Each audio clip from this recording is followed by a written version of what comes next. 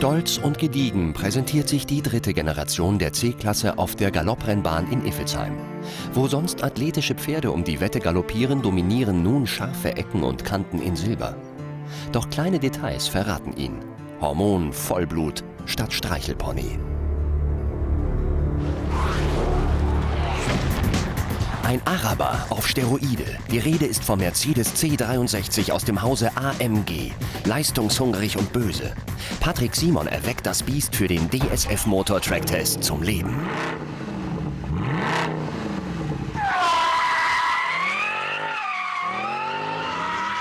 600 Newtonmeter pressen auf die Hinterhufe. Patrick hat Blut geleckt.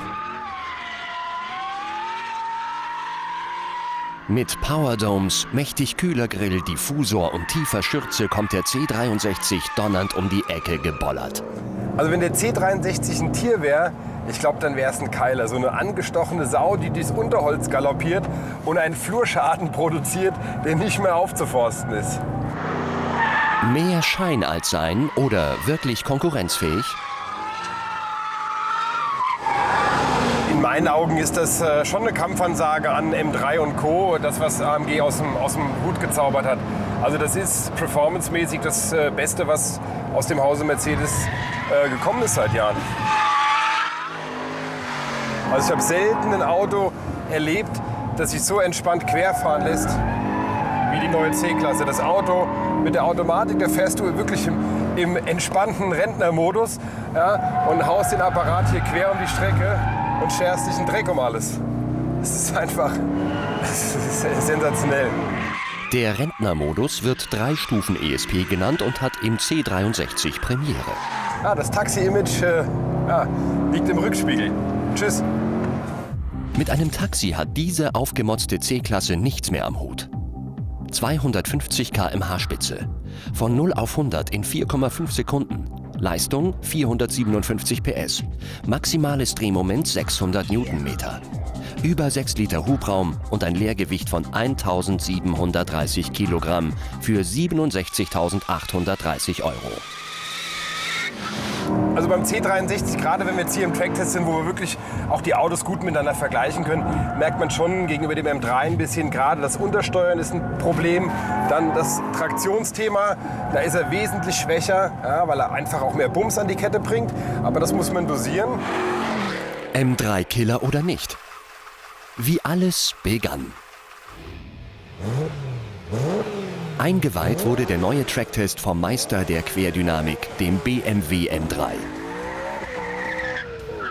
Das Auto, mit dem wir hier starten durften, konnte besser, glaube ich, nicht sein. Der M3, per se schon immer eine Fahrmaschine per excellence, konnte seine Fähigkeiten auf der Strecke perfekt darstellen.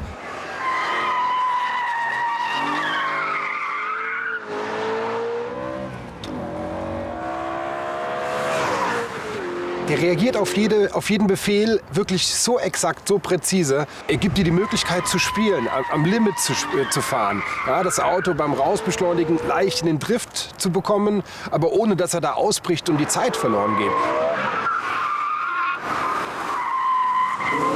Was die Zeit vom M3 hier auf dem neuen Tracktest-Gelände wirklich wert ist, wird sich zeigen. Aber meine persönliche Einschätzung, da werden einige ganz schön viele Bissspuren im Lenkrad haben.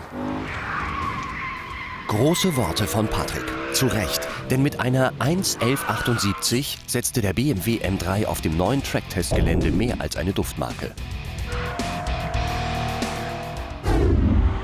Doch der C63 AMG ist ihm auf den Fersen. So sehr ich wirklich überrascht bin, er ist einfach, hat nicht die Qualitäten, gerade wenn wir jetzt wirklich auf dem Tracktest-Gelände uns bewegen, dem M3 hier wirklich den Rang abzulaufen. Also ich würde mich stark wundern. Er hat sicherlich seine Vorteile, gerade was das Beschleunigen geht, was das Schalten angeht. Da ist er einfach, ja, man verliert fast gar keine Zeit und er schiebt auf der Geraden, das ist schon immens. Aber dann spätestens beim Anbremsen, hier die enge Schikane, Knick-Knack, da muss er dann schon das erste Mal, glaube ich, federn lassen, weil er einfach da mit der Agilität des M3s nicht mithalten kann. Doch entscheidend wird die heiße Runde. Die 7-Stufen-Automatik katapultiert den C63 förmlich um die erste Kurve. Mit einem unglaublichen 8-Zylinder-Bass und schreienden Pirelli-Schluppen ist der Mercedes nun in seinem Element, auf der Jagd nach dem BMW.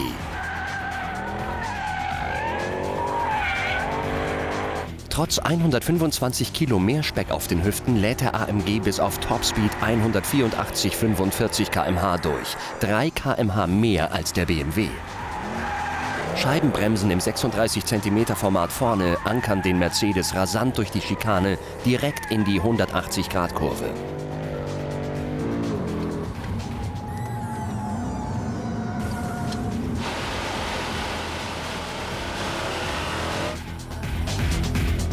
Nur noch 2 Kurven und eine Schikane bis zum Ziel. Kann der aufgespetzelte Schwabe das Urgestein aus Bayern schlagen?